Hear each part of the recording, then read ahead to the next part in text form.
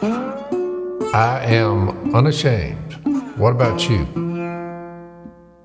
So we are super excited today for two reasons. One is we dumped Jase, which is always good or bad, depending on your perspective. But Jase had to go and work on his treasure hunting show. But in his place, we have a major upgrade on the Unashamed podcast with Miss Allie Bastucky. Mrs. Allie Bastucky is with us today. She's one of our fellow Blaze hosts, which we love. So your first time actually in the lair, which we're excited, because you've been on the show before. I have, yes. But we had to Zoom you because it was during the pandemic.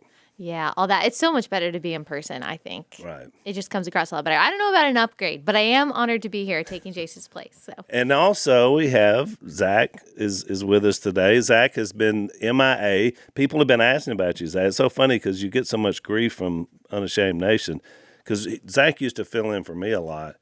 And so it'd be like, well, it's better when Al's there. Zach's used two big words, and they're always throwing him under the bus.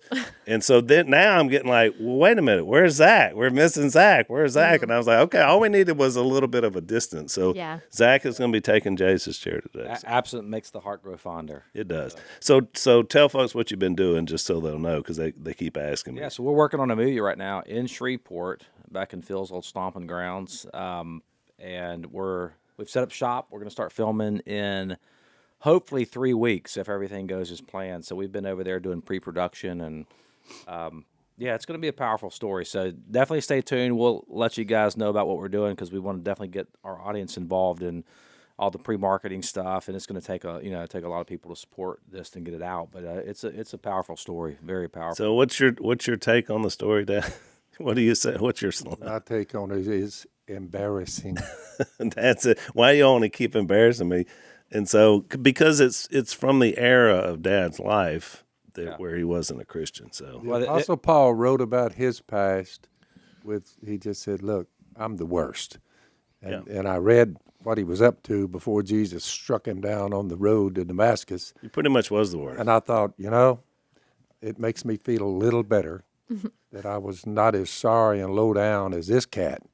But so now you just run with it. It is what it is. Well, and forgiveness is a powerful thing. I can tell you that. We've talked about this before, Dad, because of your such a stark life change at 28. You had those years before that, and then out of that era, we found out later we have a sister, Phyllis, that is now in our life. Yep. But it's interesting because a lot of the national response to you, even by those that don't like you, was like, well, he said he was a bad guy, and then he turned it around. So I thought, even if you're pretty open that you had a past and that you weren't who you are now, even people that don't like you are like, well, stuff happens. And I don't know if it's just because of their own personal angst or whatever, but I noticed with Dad, that was a lot of the response to when we found out we had a sister. It wasn't like, oh, this guy's a hypocrite. Well, he had already detonated his own time bomb, which is smart. But a lot of what we're doing in the film takes place in Junction City, Arkansas, which you said you had a connection there, which is interesting. So I've got to... Yeah. Yes, very small world. So you coached football in Junction City, correct? Yep. So my dad and his family, when he was young, 1970s, moved to Junction City, Arkansas, into the house that you had just moved out of. Whoa. Wow. Isn't that a crazy small world? And so they moved to town. You had just moved out of a house that was owned, I think, by the high school. Correct. You'd moved out so they could move in. And then he did end up playing for the Dragons, but that was later. Did you find any of my stuff around there? I don't know about that. Before my time, I don't think so. But just asking. He's still looking for some of that stuff out of it. Well, that from is that amazing. Period of time, before I met Jesus at 28, after that, all the Junction City was behind me. I went from just a low-down heathen to an ambassador, as though God were making his appeal to us. He's committed to us the message of reconciliation. So where he put me brought me up out of that background. Now I'm an ambassador, a messenger for Jesus. So it's a wonderful thing. So a couple of weeks ago, Allie Beth, we had I was preaching at our local church here, and there was a big bus showed up, and it had about 40 high school girls on the bus, and they all get out. So I was like, hey, so I go back and meet them, and they're like, where are you guys from? We said, well, we came to Junction City, Arkansas for a high school basketball tournament. And so, but we just had to come down here and visit y'all's church. And so I thought about that, the difference in when you were in Junction City. Now people are coming and saying, hey, we want to check you guys out spiritually, find out what you're up to. I've often wondered what kind of, but my old buddy, he watched me for 12 years after I came to Jesus. 12 years later, at first he came up and said, hey, let's go up the road. I said, no, I'm not going anywhere with y'all anymore. I said, you're fellows who I ran with in the past. I said, you're looking for the old Phil Robertson. He died, and was buried. I was speaking of my baptism. And this is the new one. The new one, no more drunkenness. So hit the road. So they all drove out, left. Well, he kind of kept up with me over a period of 12 years, called me up one night. I went to see him, and he said, guess what the doctor just told me? And I said, I have no idea. He said, the doctor said I have an aneurysm near my heart that could explode at any moment. So I'm hanging by a thread. I have to lose some weight before they do surgery. And this is the baseball coach at Junction City, yep, right? Yeah. baseball And he coach. was a biology teacher. And a vowed atheist. And I said, well, you've been an atheist all your life. Are you having second thoughts about? He said, I want to know what changed you that much. So, because he was talking to me 12 years after I was converted. So I shared Jesus with him. I baptized him. And then about 30 to 50 days later, a month and a half, Wow. the aneurysm did explode. So he cut it pretty thin. But he did make it. Well, they called me up, asked me to do the funeral. And I said, Which you'd never done a funeral I before. said, I don't even own a suit. I said, I noticed most of them guys at funerals, they're pretty spiffed up. I said, I've never got around to purchasing a suit, so I think he might get somebody that's, they said, no, he requested you. I said, okay, I'll be there. So I go up there, it's a packed house, and I told him his story and that I would see him again. Yeah.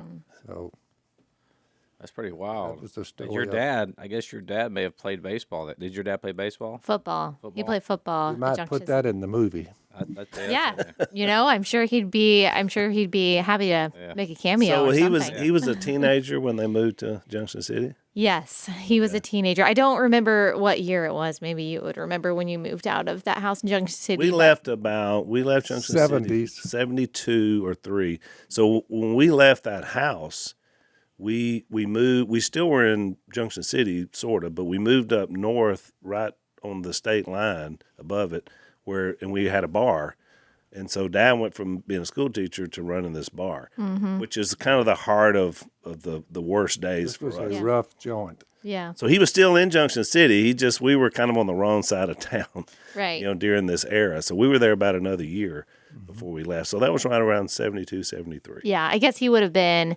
Well, he was born in '60, so he would have been like a preteen at that Right. at that It's age. amazing. that Yeah, what a small world. small world. Well, we have a lot of family. My dad's side of the family is all from Louisiana. My grandmother, we just buried her a couple of years ago, not too far from here. So, yep, a lot of connections. Well, Which is pretty neat. So about this house that you were describing, so when we moved there, I was 4, 1969. We were there about 3 years.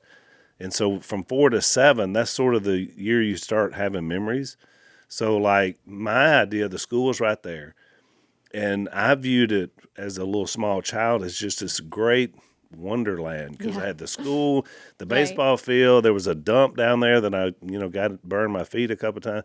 But when I went back and looked at it, because I spoke up there a few years ago, and it was this little tiny, it was so small, but, Right. in a child's mind, it was huge. So it was like, it kind of brought it into perspective that how much things had changed for me, although the area was still there. The house wasn't there anymore.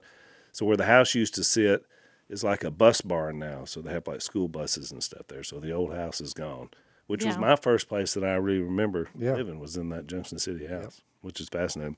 So Allie's podcast is called Relatable, and it's on Blaze TV. And also the book, the last time you were on here, we were talking about was You're Not Enough and That's Okay. Have you done anything since then? Are you working on anything? Or I am working on another book, but it's in the very beginning stages. Okay. So, what have I done since then? Well, I had another baby, so not a book, but very important. And so I've been busy with that and the podcast, and the next book will come out probably fall of 2023. So we've got a bit of a ways to go. Excellent. Well, and Dad, so you did an interview with Dad too, probably for one of his projects, and you were pregnant. Yes, And the first time around. Yeah, Yep. he remembered that, but you said he didn't ask you, which I'm Oh, so yeah. proud of Dad because that's so unlike him. I learned my He lesson didn't the say- hard way. He didn't say anything. And I was like 8 months pregnant. So it would would've have been safe okay, for right. him to, yes, but I remember the story that he told me. Yep. One of the sisters, girl, I didn't know you were pregnant. She said, I'm not. And I said, okay. Last time you ever asked that question. Miss Kay Probably got me out in smart. the parking lot. She said, you idiot. Don't ever ask anybody that. So I learned my lesson on that one, So I bet that to jump off here today, I wanted your book. To me, it really exposed sort of our self-absorbed, narcissistic Yeah. culture. I thought it was so good for that. And I look back, and so the last time we had you on, we were just a few months into the pandemic. So I thought I want to ask you, since you were here and we had a great discussion, what over the course of the last year and a half, looking at COVID, the response to it, sort of our culture and how that is, how does that, what have you seen over that year and a half as to what you wrote about in the book at our culture? Yeah. Is it better? Is it worse? What do you think? Something that I talk about in the book is that this idea that is fed to especially women, that you are enough, you're perfect the way that you are, you don't need to change anything about yourself, everything that you want, you absolutely deserve, and you'll get it if you just work hard enough. It's this very strange new age idea that really inside of you is like this perfect goddess, and if you can just do enough work, you'll finally be able to manifest her. And one of the questions that I posed in my book was, well, how is that going? Is that actually helping the mental health issues that a lot of young people say that they struggle with today? Is it helping the suicide rate? Is it helping people be more confident, more satisfied, more fulfilled? It doesn't look like it, because those numbers, those statistics for our generation, millennials and Generation Z, aren't doing well. And yet we are the generations who have been told from birth that we are awesome, that we deserve a trophy no matter what, that life is all about us. We've had these devices in our hands for, over a decade at this point that have made us feel like everything is about us. So if we are being told that everything is about us, that the world centers on us and that we're amazing, and yet we are the generation that's suffering more than previous generations with all of these issues of feeling unfulfilled and unsatisfied and desperate and purposeless, then maybe what we are being told and what we are being sold actually isn't helping us. And I think that has been demonstrated even more so over the past couple of years, as we've seen a lot of young people struggle more than ever with feelings of purposelessness and loneliness. And I just keep hearing that the antidote to these things is just loving yourself more, is just thinking about yourself more, is just being more confident in yourself. And the entire premise of my book, and I believe this more strongly than ever, is that the self can't be both the problem and the solution. If inside yourself you are finding these feelings of inadequacy and insufficiency and desperation and depression and anxiety and all of that, you're not going to find the solution to those things in the same place that your problems are found. And so the book is really about how the gospel offers something infinitely and eternally better, that Christians aren't called to self-attention and self-obsession, but to self-denial. And that paradoxically, it doesn't make sense to our, worldly, fleshly mind, but denying yourself, thinking less of yourself and really thinking of yourself less, is the key to the satisfaction and the fulfillment and the purpose that you're looking for, and can really only be found outside of you in your Creator. Yeah, that's Well said. That's very strong. Let's take a break. So, Zach, are you familiar with the 3-week rule on finances? Not at all. So here's what it is. Wait 3 weeks to buy that new car. Wait 3 weeks to refi your home mortgage. Or wait 3 weeks to finance any major purchase. Why would you wait 3 weeks, you ask? Because that's how fast ScoreMaster boosts your credit. It takes about 3 weeks to get it up to where it makes it easier to refinance. It works. I've done it. I've used this. And I have too. It lower an average of 61 points that it adds to your credit score, which is fantastic. And sometimes you get it even higher. And what it does is it saves you money because it lowers your interest rate. So the lower your interest rate, the less money you're going to pay back over the life of a loan, right? So it's a big help. Check these guys out. You can try them for free. Scoremaster.com/Phil. That's scoremaster.com/Phil. And you're going to find out how many points you can add to your credit score. Scoremaster.com/Phil. Save some money today.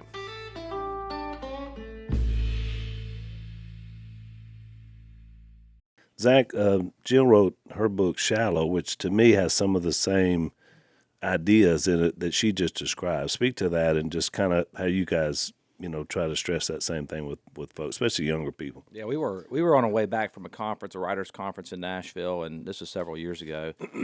I won't say the name of the author, but there was a big buzz about a particular author, and I read. So we listened to her book on the way back, and it was basically the message of the book was exactly what you said: bootstrap yourself up, work hard enough, live your best life. You do you. Girl, wash your face, all that. Yeah, got it. Okay, you said it, not me. Oh, okay. Wow. But as I'm listening to it, I'm thinking, the problem here is that in the back of my mind, I know that I'm not enough. I mean, everybody really knows that in the end. Yeah. So, this idea that we're going to bootstrap ourselves up, and I think what Jill was speaking to in her same thing is just like we've got to get we don't I think the message that we're hearing in culture now is you're not that bad.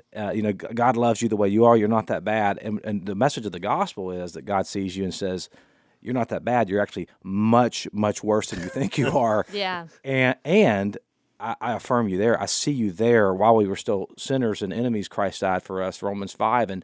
And I think that's where the gospel is so powerful, especially in the culture today where we are kind of under a new works-based system of righteousness.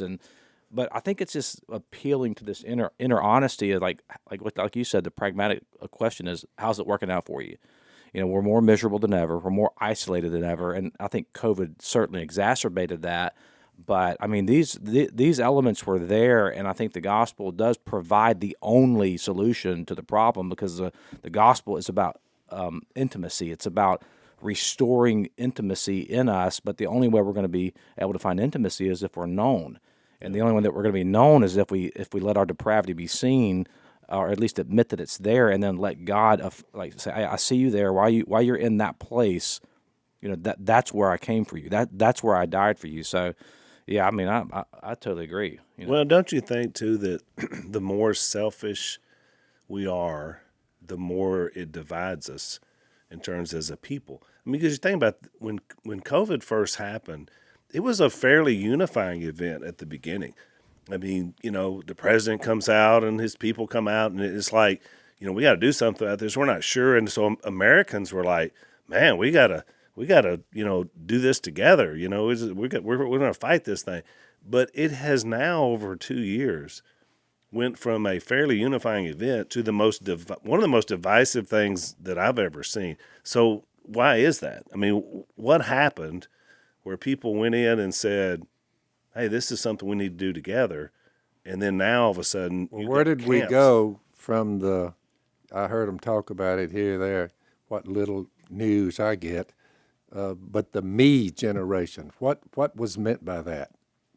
The me generation, which one was it? One we just come out of, the 35-year-olds? No, the me generation was actually, I think it was Time magazine that first called the baby boomers the me generation. Yeah. And then there was, I don't know if this is the official title of millennials. And here comes their children. The me generation. Right, I know. So I don't know what Generation me's. Z is, but It looks like to me there's a deficit that took place during these generations coming and going. I'm 75. Love is patient. You're like, that does not sit well with the impatient. Love is kind. Love does not envy. So you don't worry about other people. I wish I had what they had. I don't have it. I think there's something wrong with me. They seem to be doing better. It does not boast. Love is not proud. Love is not rude. Love is not self-seeking, always concerned about you. Well, the me generation, you got that probably from your parents. Love is not easily angered. That would be a nice world if people were slow to get angry. And this one, oh my goodness, love keeps no record of wrongs. Like, what kind of person would I be if I kept no record of wrongs with the people I interact with? I just let it go. Love does not delight in evil, but rejoices with the truth. Love always protects, always trusts, always hopes, always perseveres. Love never fails. So I'm just looking at it from watching my generation, the me generation, and their children.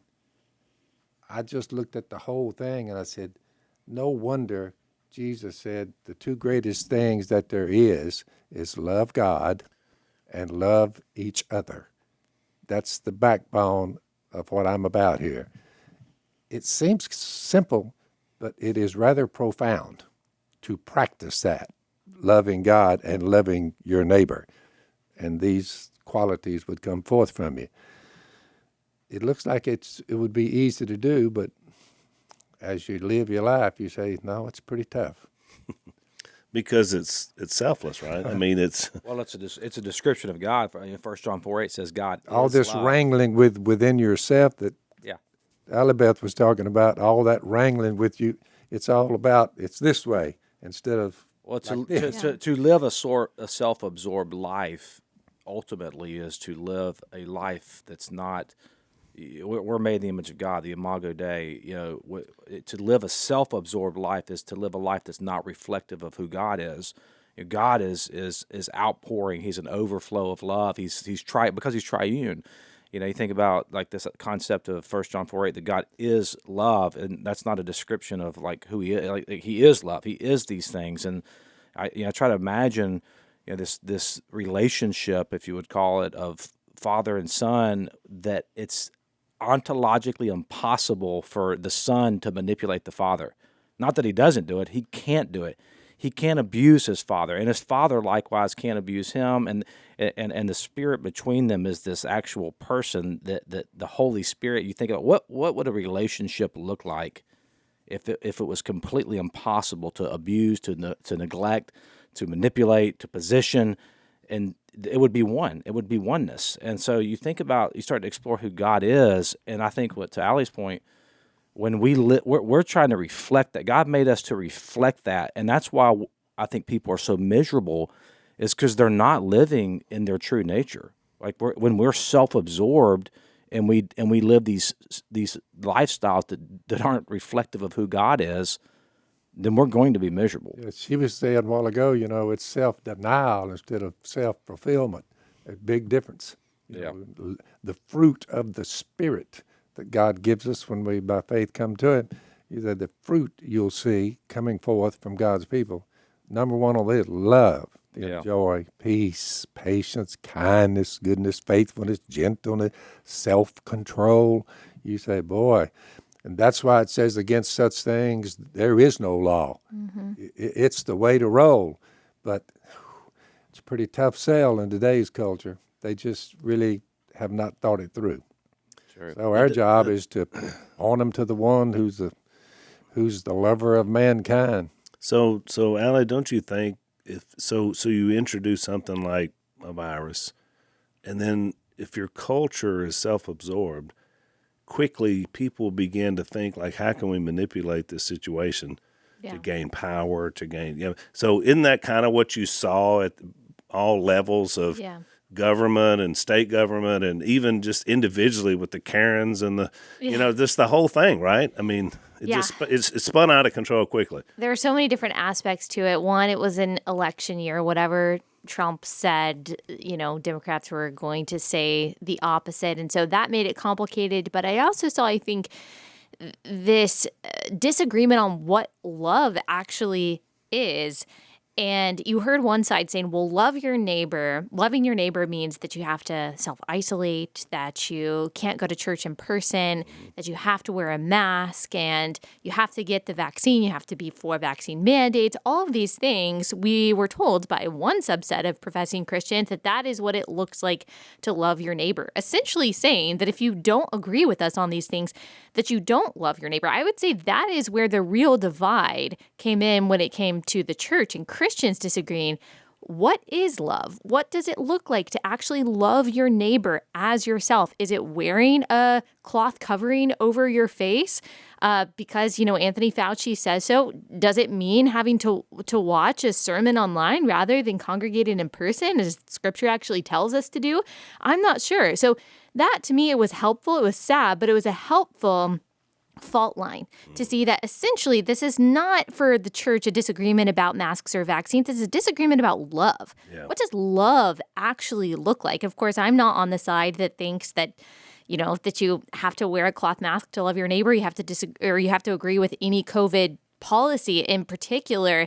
But a lot of people did. But I do think, to your point, and I can't speak to the motivations of everyone who kind of put out that line that in order to love your neighbor, you have to get a vaccine. But it did come across to me as a little bit more self-serving. Yep. That, look, now I have this physical manifestation of I'm loving. So it doesn't matter if you sit on your couch, you never give to charity, you never help someone, you're never kind.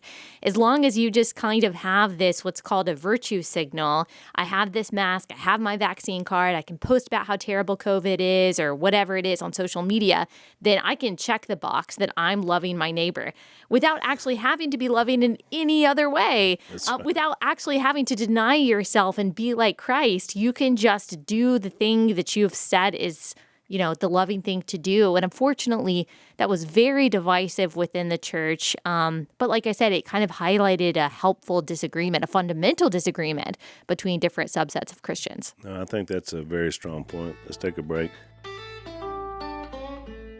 So, Zach, you and Jill spent the night at my house last night. We did. Very comfortable. You slept on our guest bed, correct? Yes, it was amazing. So how comfortable were those sheets that you slept on? I just want to know. Just tell the truth. I mean, I haven't asked you before this ad. I don't even know who the sponsor is. I'm just telling you, whoever it is, if it's their sheets, I highly recommend them. We slept like babies. So before they ever decided to be a sponsor on Unashamed podcast, Lisa and I were lovers of Bowl and Branch sheets.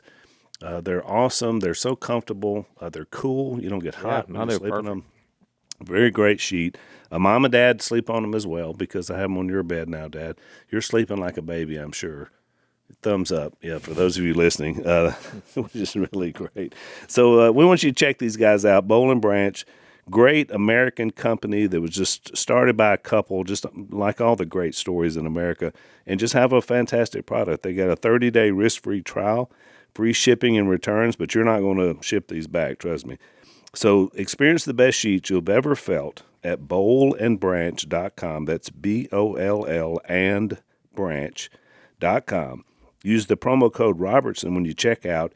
You're going to get 15% off your first set of sheets, and you're going to love them. So it's bowlandbranch.com, promo code Robertson.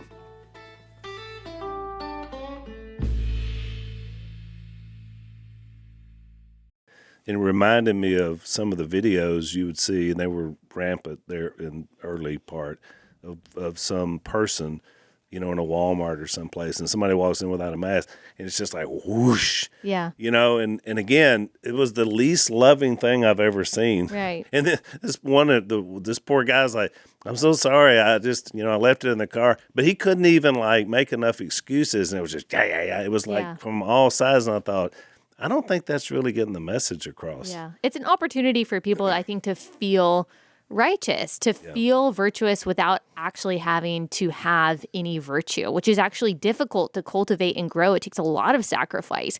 But for a generation that is averse to true sacrifice and self-denial, wow, what an opportunity to look righteous and to sound awesome and virtuous and selfless by just wearing a mask and scolding other people for not wearing a mask. That's a very easy way to kind of, get your virtue points. Yeah, no, I think that's strong. Well, and obviously, it feels like now we're coming out, although I just had to travel again this last weekend. And so I'm so not used to wearing a mask. So I walk in the airport. I don't even realize I'm not wearing one until I come up to the TSA check place. That's how little the mask means now. And the lady's looking at me like, you have to wear them. And I said, oh, yeah. So I'm pulling out. And then I'm on this whole thing. I can't breathe. I'm on the airplane. And I just thought, the whole time I'm sitting there and I'm like, why are we still doing this here? Like, in all the rules, and they tear everything, and you got to sip and chew and underneath the mask. You just went through it probably flying here today. Well, I have a totally mesh mask, and so it's completely just porous, and so it's not actually doing anything. So if you are someone who thinks that a mask is helping you not get COVID, then you don't want to sit by me on a plane, because that's what I have for. I never wore a mask, and I never caught anything. Yeah. Well, you've got a mask. It's that beard's quite the mask. Yeah, it works. Maybe it's there, but we ran into a problem because people would come and they wanted me to baptize them, and I said, well, maybe some kind of rope trick. I get a rope around you, because I have to stay 6 feet away from you at all times because I can't snatch you on the wall. So I said, I'll tell you what, let's do. The one who raises the dead, let's go with him, and let's just go ahead and baptize, and we'll see. But I never wore a mask and never caught anything. Yeah. Show Allie the move you pulled. The one time you went into your doctor and the woman told you, "Oh, sir, you've got to have a mask." Show her the move you pulled. You remember what it was? Yeah, I just said, "You talking about right now?" She said, "Yeah." I said, "Okay." So I just went like that, and I said, "All right, what about that?" Did she accept it? Huh? Yeah. Did she accept it? They probably just looked at Dad and said, "Get that old coot and put him somewhere." I mean, you think about how legalistic it is, though. I mean, it's I figure baptizing somebody, hundreds, during the COVID thing, you would think at some point the disease would jump from them to me. Yeah. Hundreds. Yeah. Yeah, we took our kids out of school during But COVID. you say, 'cause we did were like, anything ever happen? No. I didn't want them to look at I don't think it's I don't think we've seen yet the psychological. I actually had that in my devastation of seeing it, like not seeing facial expressions. Yes, and definitely. I'm like, I don't want my kids to. I want to know what y'all think about that. I actually had that as my next question. Is especially for children that have gone through this, because I don't know that all schools are clear now. Most are, but even some still are being forced to wear masks. So what's the long-term damage of that, you think, just as a culture? I mean, in terms of what Zach just mentioned. Well, I think for young kids, we're definitely going to see developmental delays. We've actually already seen that. There are some studies coming out saying that there are speech delays. There's actually lower IQs in kids that were born during COVID. And, for a lot of parents, maybe they don't have an option. Maybe they have to send their kid to daycare. They have to send their kid to a school that has, a mask requirement. And so I'm not putting all the blame on the parents, but also there are a lot of parents. I see, there are kids playing in parks in our neighborhood, and the kids have masks on and the parents don't, so it's crazy. So I do think we're going to see developmental delays. I think we're probably going to see speech delays, but I also think that it just kind of creates a culture of distrust and division in a time where division is one of our biggest problems, and we're talking about the importance of loving our neighbor. Well, I mean, if you regard your child and you teach your child to regard other people primarily as a vector of a virus and as safety as the first priority in everything, you are not discipling your kids to be a self-denying Christian and following the Jesus that touched lepers, for sure. But also, I think it just creates a culture of fear in general, even outside of the church. And that just makes me sad. It makes me sad. I don't think that creates a strong, cohesive society. Yeah, I would argue too that I think on the right sometimes though we've taken this issue and we've turned it into kind of a political football as well. And I think we have to have the conversation going back to intimacy and what are the things that that are in our culture that are blocking intimacy. Yeah, and certainly. Me not being able to see a face is a blocking of intimacy. I remember when I first got out of college and I would jump on an airplane, and really up until COVID, I'd always talk to the person next to me. And now that since COVID, I don't talk to anybody on an airplane because it's too much work. It's like, man, yeah, like, what? You can't understand them. So everyone's just sitting there and nobody's communicating, and then we wonder why Karen Karen blows her top or whatever, and everyone's so angry. Well, we're not connecting. Even I think that there was a direct correlation with a lot of the racial problems that we've had in the church as well. That all manifested and came out after COVID because we weren't meeting together. Like the church that you're at, that Jill and I were at for a long time, is probably 50% African American. And so we were coming together on Sunday morning, and there may have been cultural differences in the body and all that, but we were coming together as the body of Christ. Yep.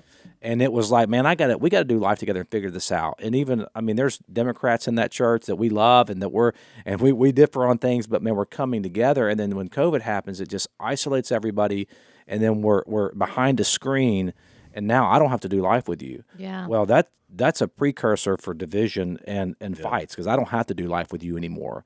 And I think it's part of kind of this idea of even the metaverse and everything's moving towards isolating people, keeping them in their home. And I think the church has to come in at this point, and we have to speak a message of not just redemption, but also restoration, that we can restore back local communities and cultures and things of this sort. And to me, I think that's why the local church, and I think God's moving in small churches again, which is really cool. I mean, it's like God's moving these little small communities. And and you see it all over the country, all over the world right now. Yeah. Let's take another break.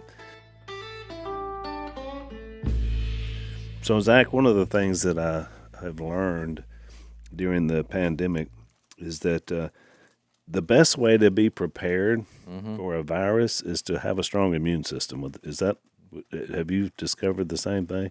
Of all the things I've learned, that's a big one. That's a big one. Be as ready as you can be. And one of our sponsors, Z-Stack, one of the things I love about them is they're about boosting your immune system. Their supplement, which has zinc and quercetin, vitamin C, and vitamin D, which I was already taking 3 out of those 4. What I love about this is it puts it all in one pill. Yeah. That I can take as a supplement, and it's to get you ready for and it's not just COVID. I mean, it's any virus. Yeah. Because it's going to boost your immune system. So I highly encourage it. I take this product, and like I said, I was already a believer in being ready.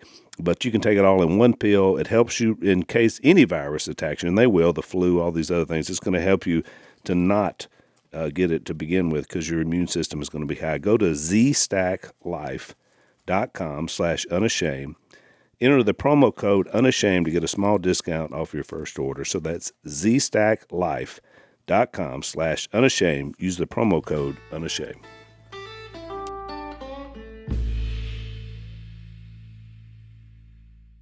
Well, no, you're right. And so I speak at a lot of events around the country, and it's so evident that people want to be together, because the enthusiasm level for places I've been, and I've been to a lot of, quote unquote, blue states that have been under super strict lockdowns, more than we have here or you have out in Texas. And, they're just like, we can't wait to get together. And so it's just like these events are just bursting at the seams, because it is. It's being able to look at faces again and have conversations and being able to hear, what people are saying, and to be able to see that, I think, which is powerful. So, Allie, it's, I follow you on social media. It's very evident that you're pro-God, pro-life, pro-God's order when it comes to gender and, important things that we share with you. What do you see as sort of the greatest threats to Christianity, to conservative, to traditional, life in America? What are you seeing in terms of your discussions you're having and, with the people you have on your podcast?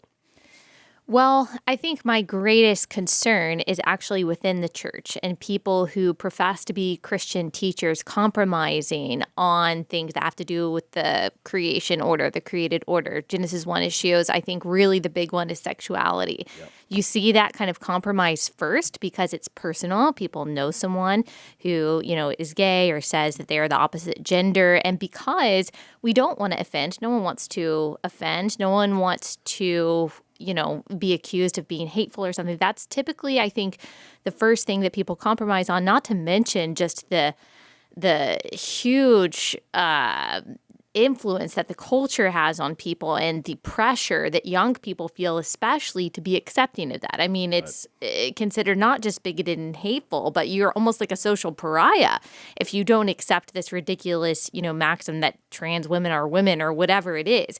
And I see compromise in that within the church. Absolutely.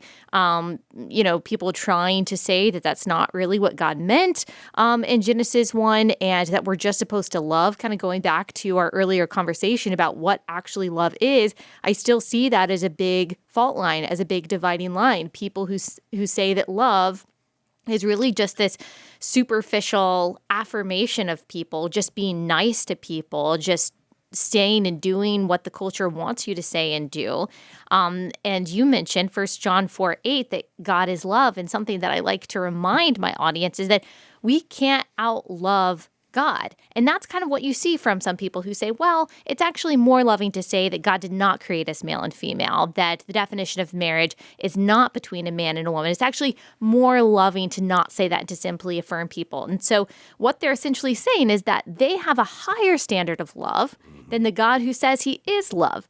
But that's impossible because we're not love, but God is love. So everything that God says is good and right and true or bad or wrong and a lie. He says those things out of love. So the most loving thing that we can do, and this is something I definitely want to emphasize to women who I think are most tempted in this way of just being like, I don't want to be seen as, hateful.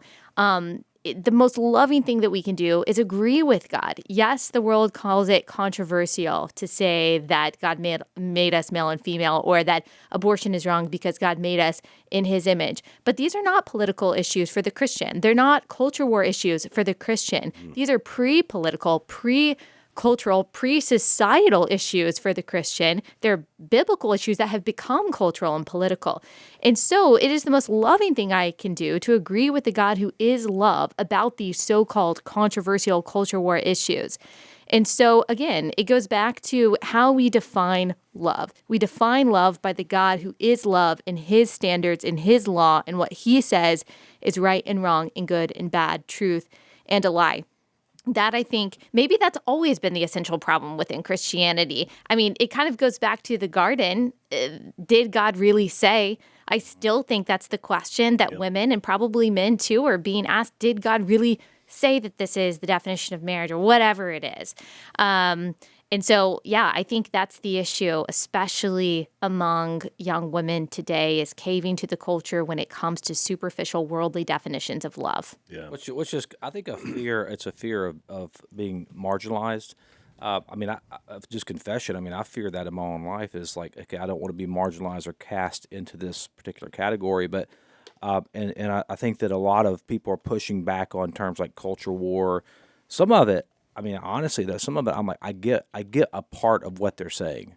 It's like I think the church has there's a segment of the church, and I've been guilty of this, of taking these things that you're talking about and turning them into issues and into political issues, as opposed to, we're really talking about people and we're talking about God's design. And I think we've kind of divorced that, and I think it's paved the way. A lot of the kind of the, if you want to use the term, like the woke left in the church, I think a lot of that is a reaction to hyper-nationalistic tendencies on the right. Although, we can't avoid to take pride in our country. I don't think there's anything wrong with that. But I think when we divorce that and that becomes primary over who God is and our allegiance to his kingdom, I think it paves the way for this. And I think we need like an honesty. John Stonestreet did a great podcast on Friday on this idea of this identity. But I'm sure you probably read Truman's book. The Rise and Fall of the Modern Self. Yes, Yeah. and I thought he did such a great job at at detailing like how we got here and how we got to this place where even sexuality, for example, how did we get to a place where this is our identity now? Yeah. Like my sexual desire is my identity.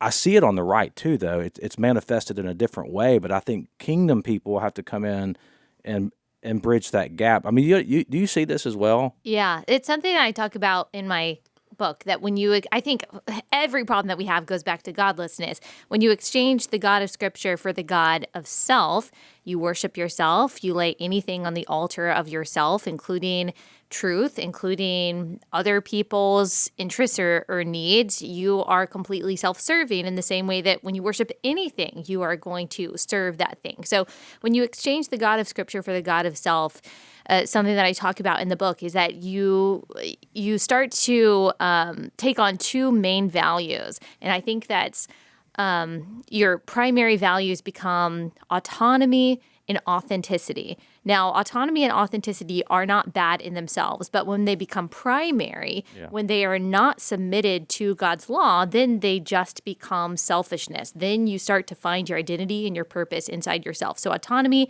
having complete control over everything you do, authenticity, just being yourself. When those are your two main values, well, I just want to be myself and do what I want to do, and I control my body, you get all kinds of immorality. That's how you justify abortion. That's how you justify gender switching. That's how you justify all kinds of things that we do with our body, because we worship ourselves, we worship our bodies, we worship our autonomy, we worship our so-called authenticity.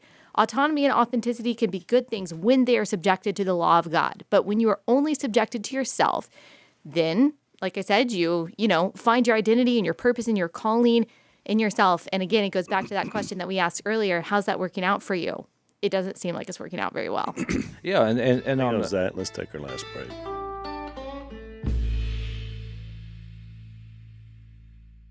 Yeah, I think that's so good. I was thinking where we're at. Like Phil did a documentary film in 2015. Yep. And the essential message of it was built kind of off this, like a Francis Schaeffer concept of conservative humanism is still humanism. I think he said it that it's not the problem is not conservative or liberal.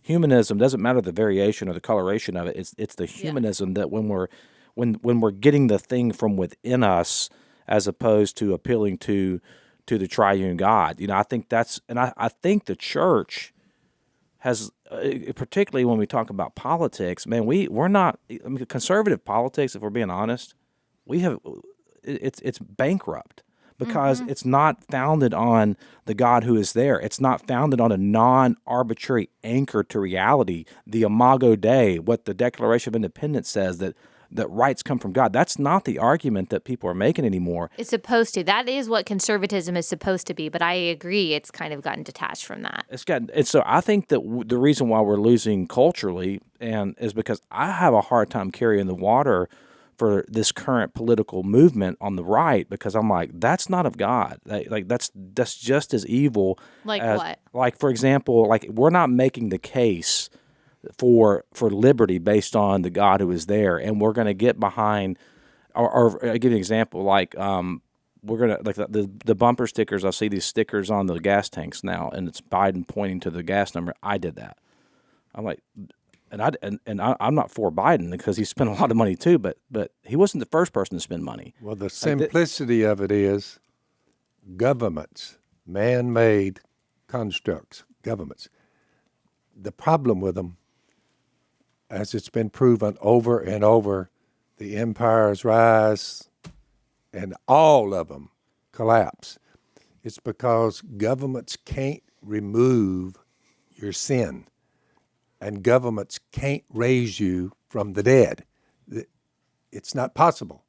So somewhere the reality is right in front of you, and you say, it's going to take something bigger than governments to remove my sin and the escape from Satan, sin, guilt, law, put you in the grave. The grave, you say, only God can do that.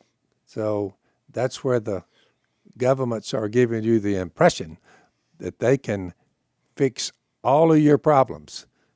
That's two of them that they can't touch. They can't do it.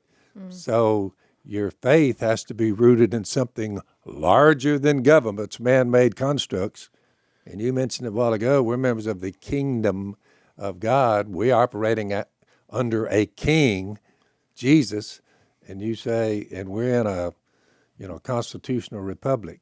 It's good, but it does not meet Who's the one you ultimate who's the founding father you quote about our? I can't remember who said it. Our system is wholly inadequate. Yeah, Without God and the Bible. Who's the second president? What's his name? Adams? Yeah, John Adams said that. Yeah. That you, without morality and without the Bible, without God, Yeah. that you can't, the system will break down. Yeah. You know, It's made for religious people. That's right. Is what he said. Yeah, Because he read Madison. When he read the Constitution, he said, this Constitution was written for a moral and religious people.